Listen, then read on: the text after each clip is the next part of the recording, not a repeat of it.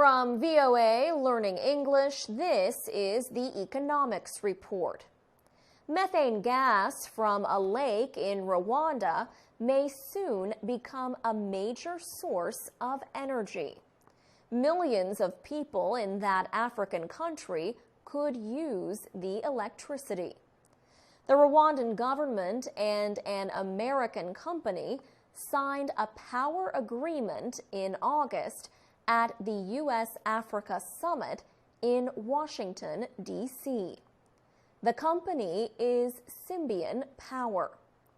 The deal will provide electricity and lower the risk of an environmental disaster at Rwanda's Lake Kivu. 3 lakes in Africa have such high levels of carbon dioxide and methane gas that they are at risk of exploding. 2 of them in Cameroon exploded in the 1980s.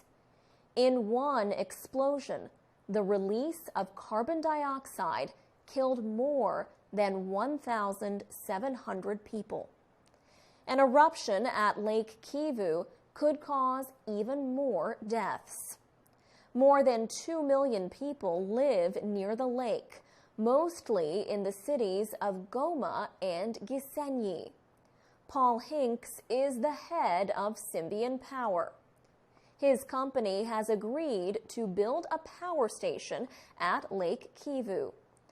Mr. Hinks says it is important that the methane be removed from the lake before a disaster happens. He says this is a time when a safety problem can be turned into something good, providing electricity. Some experts say the Mount Nyiragongo volcano near Goma creates a special risk. They say a volcanic explosion could cause the lake to erupt. Mount Nyiragongo has erupted several times in the past. Scientists agree that the methane levels must be lowered in Lake Kivu. But pumping processes can also lead to gas releases. Mr. Hinks says Symbian Power will work to remove the gas safely. He says the company already has experience working in difficult places.